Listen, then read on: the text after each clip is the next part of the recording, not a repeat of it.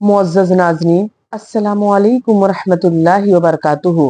پچھلے درس میں ہم نے دجال کا حلیہ پڑھا کہ نبی کریم صلی اللہ علیہ وسلم نے دجال کی شکل و صورت کیسی بتائی ہے، وہ دیکھنے میں کیسا ہوگا، اور اس کے متعلق نبی کریم صلی اللہ علیہ وسلم نے جو پیشن گوئیاں فرمائی ہیں اس کے متعلق ہم نے پڑھا، تاکہ اگر ہم اس کے زمانے میں ہوں تو ہم اپنے آپ کو اور اپنے ایمان کو کیسے بچائیں۔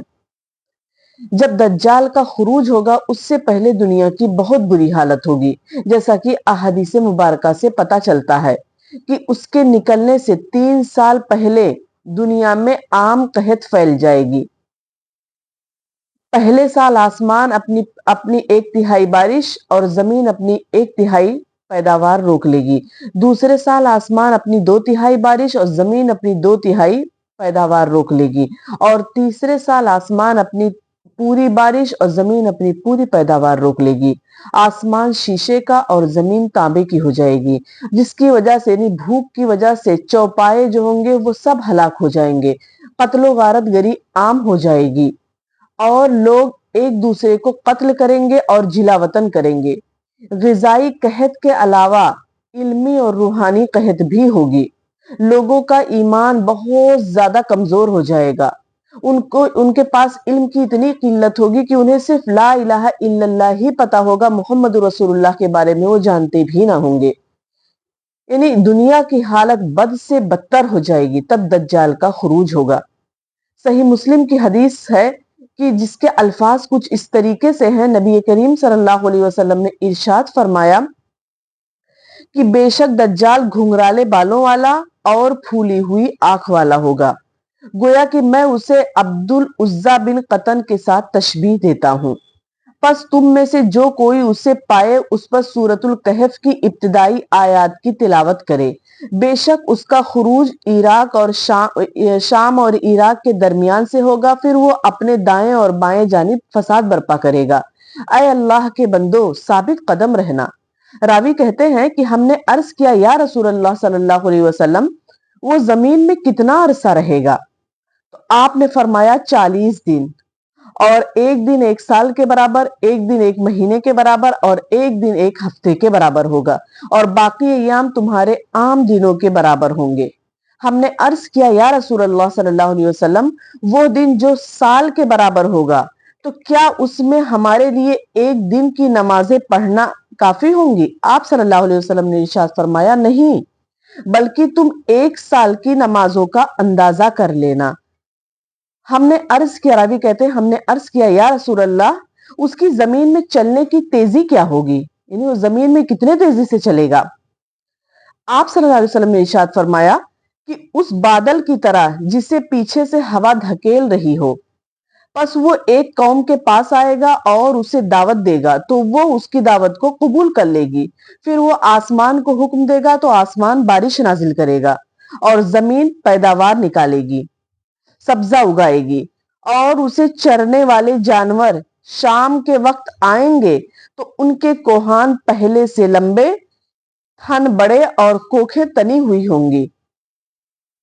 پھر وہ ایک دوسرے قوم کے پاس جائے گا اور انہیں دعوت دے گا تو وہ اس کی دعوت کو رد کر دیں گے، تو وہ ان سے واپس آ جائے گا، اور پس وہ قحط زدہ ہو جائیں گے، یعنی وہ قوم جو ہوگی وہ قحط زدہ ہو جائے گی، اس پر قحط سالی آ جائے گی، اور ان کے پاس دن کے مالوں میں سے کچھ بھی نہ رہے گا۔ اسے کہے گا کہ اپنے خزانوں کو نکال دے، تو زمین کے خزانے اس کے پاس آئیں گے جیسے شہد کی مکھیاں اپنے سرداروں کے پاس آتی ہیں۔ پھر وہ ایک کڑیل اور کامل الشباب آدمی کو بلائے گا اور اسے تلوار مار کر اس کے 2 ٹکڑے کر دے گا، اور دونوں ٹکڑوں کو الگ الگ کر کے ایک تیر کی مسافت پر رکھے گا۔ پھر وہ اس مردہ کو آواز دے گا تو وہ زندہ ہو کر چمکتے ہوئے چہرے کے ساتھ ہنستا ہوا آئے گا۔ نبی کریم صلی اللہ علیہ وسلم نے آگے فرمایا کہ دجال کے اسی افعال کے دوران اللہ تعالی حضرت عیسیٰ ابن مریم کو بھیجیں گے۔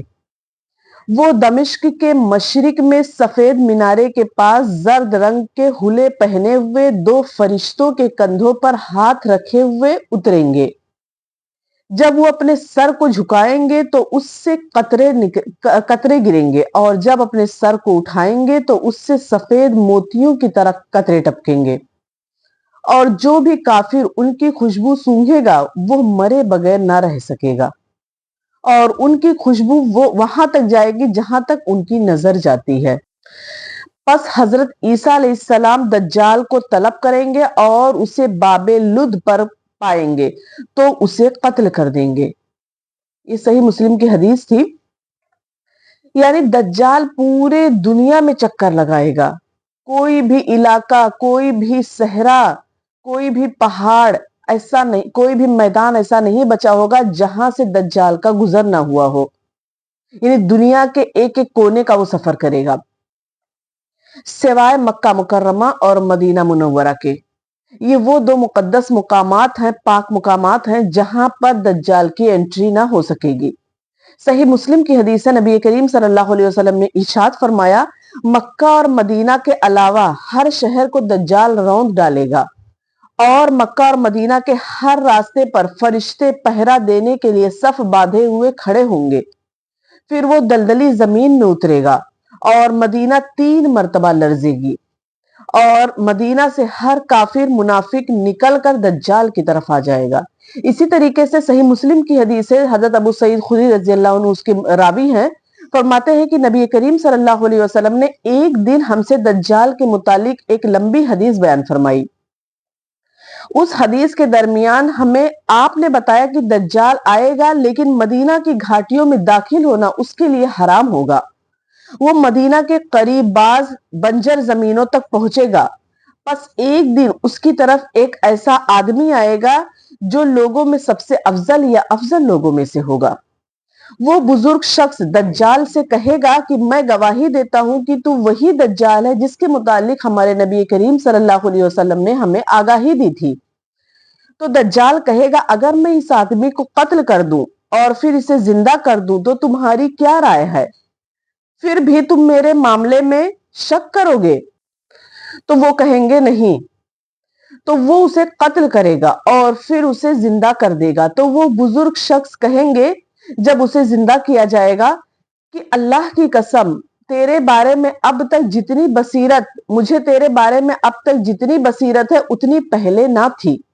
फिर दज्जाल उसे दोबारा कत्ल करने का इरादा करेगा, लेकिन उस पर कादिर ना हो सकेगा। इब्ने अबू इसहाक ने कहा कि कहा जाता है कि वो आदमी हजरत खिज़र अलैहिस्सलाम होंगे। वल्लाहु आलम। दज्जाल लोगों के ईमान को खतरे में डालने के लिए तरह तरह के फितने करेगा।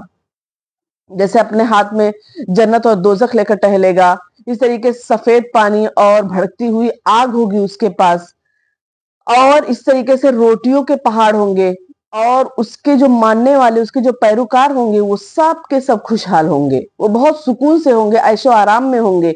लेकिन जो उसके मानने वाले नहीं होंगे, मोमिनीन होंगे, वो बहुत तकलीफ में होंगे, और वो उसकी तकलीफ से आजिज आकर वो एक पहाड़ में जाकर पनाह लेंगे, लेकिन दज्जाल वहां भी उनको ना छोड़ेगा। सही मुस्लिम की हदीस है कि हजरत उम्मे शुरैक से मरवी है कि नबी करीम सल्लल्लाहु अलैहि वसल्लम को मैंने फरमाते हुए सुना कि लोग दज्जाल से पहाड़ों की तरफ भागेंगे, यानी उसे आजिज आकर पहाड़ों की तरफ भागेंगे। तो उम्मे शुरैक ने कहा कि या रसूल अल्लाह, क्या उन दिनों अरब कहाँ होंगे? तो अल्लाह के रसूल ने फरमाया कि अरब बहुत कम होंगे। दज्जाल के फितनों से तंग आकर अहले ईमान भागकर दुखान नामी एक पहाड़ी पर जाकर पनाह लेंगे, और दज्जाल भी उनके पीछे भागता हुआ उनका मुहासरा कर लेगा, यानी पहाड़ का मुहासरा कर लेगा। तब अल्लाह ताला और अहले ईमान उसे बहुत ज्यादा तकलीफ और भूख की हालत में होंगे। तब अल्लाह ताला हजरत ईसा अलैहिस्सलाम को नाजिल फरमाएंगे, और हजरत ईसा अलैहिस्सलाम को देखते ही दज्जाल ऐसे पिघलेगा जैसे पानी में नमक घुलता है।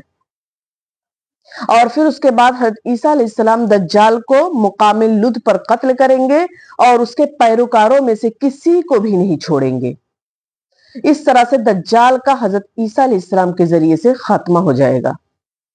اللہ تعالیٰ سے دعا ہے کہ اللہ تعالیٰ ہمیں دجالی فتنوں سے محفوظ رکھے، ہمارا خاتمہ بالخیر کرے، کیونکہ اللہ کے رسول نے فرمایا کہ قیامت بدترین لوگوں پر قائم ہوگی۔ تو اللہ تعالیٰ ہمیں قیامت کی ہولناکیوں سے محفوظ رکھے، ہمیں دجالی فتنوں سے محفوظ رکھے اور ہمارا خاتمہ بالخیر کرے، ہمیں ایمان کی حالت میں دنیا سے اٹھائے۔ وآخر دعوانا ان الحمد للہ رب العالمین، والسلام علیکم ورحمۃ اللہ وبرکاتہ۔